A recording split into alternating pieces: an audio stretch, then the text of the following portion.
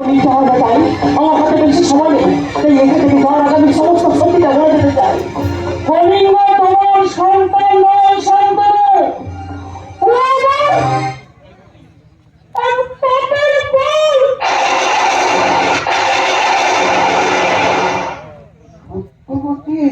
নিজের সন্তানকে ভালো রাখার আশা আমি তোমার সাথে স্বার্থপরের মতো ব্যবহার করতে সত্য যার শিকার হয়ে গেছে হস্তিনাপুর গ্রাম।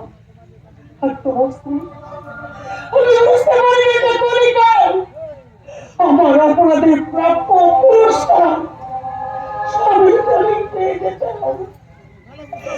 সন্তানের কাছ থেকে মাতৃঋণ শোধের আসল পুরস্কার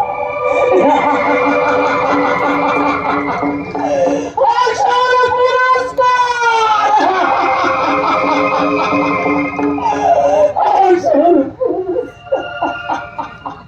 পুরস্কার দিতে যে আমি এসে গেছি হাত করে অনুরোধ করছি ওদেরকে তুই ছেড়ে দে।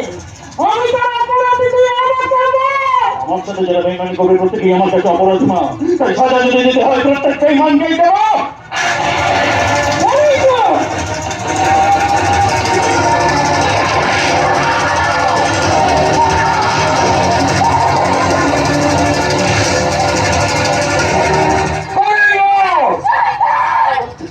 এবার থেকে এই শয়তানকে তোকে স্বামী বলে ডাকতে হবে না।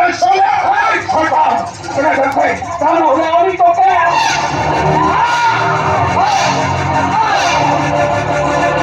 আমি তাকে ছেড়ে যেতে পারি না পেলে অন্য কাউকে বেতন দেওয়ার সন্তান নিয়ে চল।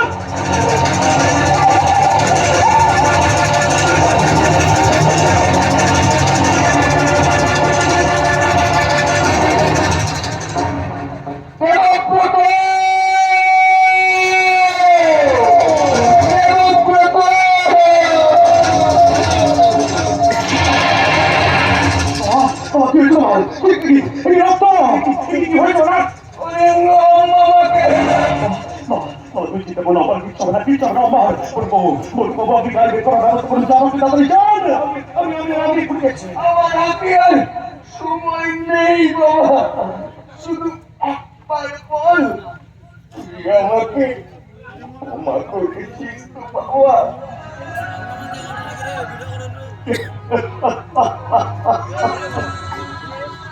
জন্মটা থেকে ক্ষমা করবার মতো শক্তি যে সন্তানদের থাকে না বাবা। আমি তো ঈশ্বরকে বলতে চাই, ঈশ্বর আমার মতো কপাল করার কোন সন্তানকে তুমি এই পৃথিবীর মুখে পাঠিও না ঈশ্বর। বাবা নামক অন্ধটাকে যদি কেউ মাত্রাই না দেবে তাহলে কেন কেন তুমি বুঝিয়েছিলে যে বাবার নামক শব্দের অস্তিত্ব আমার জীবনে রয়েছে? এই পটবৃক্ষকে তুমি আমার দিকে কেড়ে নিও না ঈশ্বর।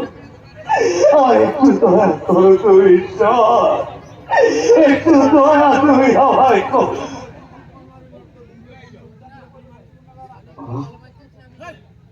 বাবা বাবা তুমি গাড়ি তুলে হেঁটছো বাবু বাবু। শ্মশানঘাট যাওয়ার রাস্তাটা আপনার জানা আছে বটুকনাথ বাবু?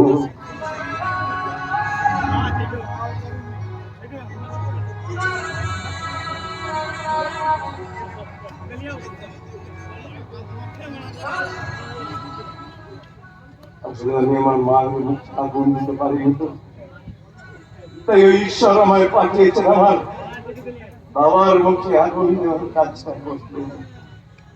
এই কাজ আমার সম্পন্ন করতেই হবে বটুকনাথ বাবু। সন্তান ধর্ম পালনের শেষ কাজ।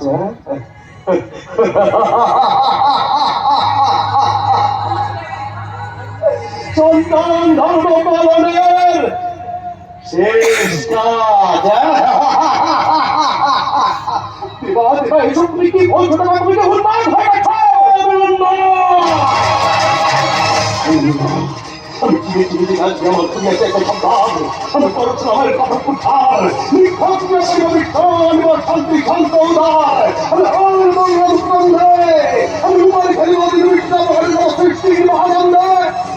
আমি যুদ্ধ ছিল শান্ত, আমি সেই দিন অবসন্ত, কোন যুদ্ধ ভিতরে ক্রন্দন রোল, আকাশে বাতাসে শুনবে না, অস্ত্রের সংগঠিত এই বিরোধ